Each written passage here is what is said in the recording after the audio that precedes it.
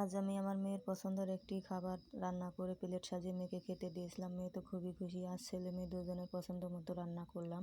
ছেলের জন্য রান্না করেছিলাম গরুর গোশতের কুরমা, আর মেয়ের যেহেতু গরুর গোশত খায় না তার জন্য রান্না করেছি মুরগির ঝাল রোস্ট। তো আমি মুরগির ঝাল রোস্ট রান্না করার জন্য একটা আস্ত মুরগি নিয়েছি। এটাকে ভালো করে চিড়ে লেবু, লবণ, হলুদ, মরিচ মাখিয়ে ভালো করে রেখে দিলাম।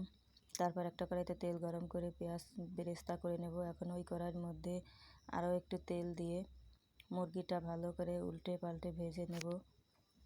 মুরগিটা ভাজতে দিয়ে আমি একটা মশলা তৈরি করে নিলাম, আদা, রসুন, জিরা বাটা, আস্ত কাঁচামরিচ।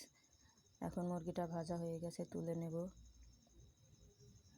তো এই রেসিপিটা সবাই বাড়িতে বানিয়ে খেয়ে দেখবেন, খুবই মজা হয়। এখন ওই তেলের মধ্যে পেঁয়াজ, গোটা গরম মশলা ভেজে তাতে দিয়ে দেবো 1 চামচ করে আদা রসুন বাটা আর জিরা বাটা, 1 চামচ কাঁচামরিচ বাটা দিয়ে ভালো করে একটু নেড়ে চেড়ে মিশিয়ে নেব।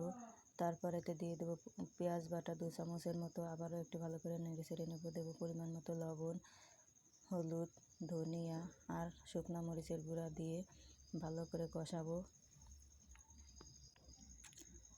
তো মশলাটা খুব ভালো করে কষাতে হবে, অল্প অল্প পানি দিয়ে কষিয়ে নেব। ঢেকে দিয়ে মশলাটাকে কষাবো। ঢাকনা তুলে আবারও নেড়ে চেড়ে দিয়ে দেবো এতে টক দই, মুরগির মশলা, টমেটো সস, এগুলো দিয়ে ভালো করে মশলাটাকে কষিয়ে নেব। মশলা থেকে তেল ছেড়ে গেলে তারপর মুরগিটা দিয়ে দেবো। মুরগিটা দিয়ে ভালো করে আবারও কষাবো। ঢেকে কিছুক্ষণ কষানোর পরে পরিমাণ মতো ঝোল দিয়ে দেব। ঝোলটা শুকিয়ে এলে মুরগিটা ভালো করে সিদ্ধ হয়ে যাবে। তারপর দিয়ে দেবো দুধ, এবং দুধ দিয়ে আবারও ভালো করে ঢেকে দেব। তারপর দিয়ে দেবো 2টা কাঁচামরিচ আর 1 চামচের মতো চিনি দিয়ে ভালো করে দমে রান্না করে নামিয়ে নিয়ে প্লেটে সাজিয়ে দিলেই তৈরি হয়ে গেল মেয়ের পছন্দের খাবারের থালি। সবাই ভালো থাকবেন। আল্লাহ হাফেজ।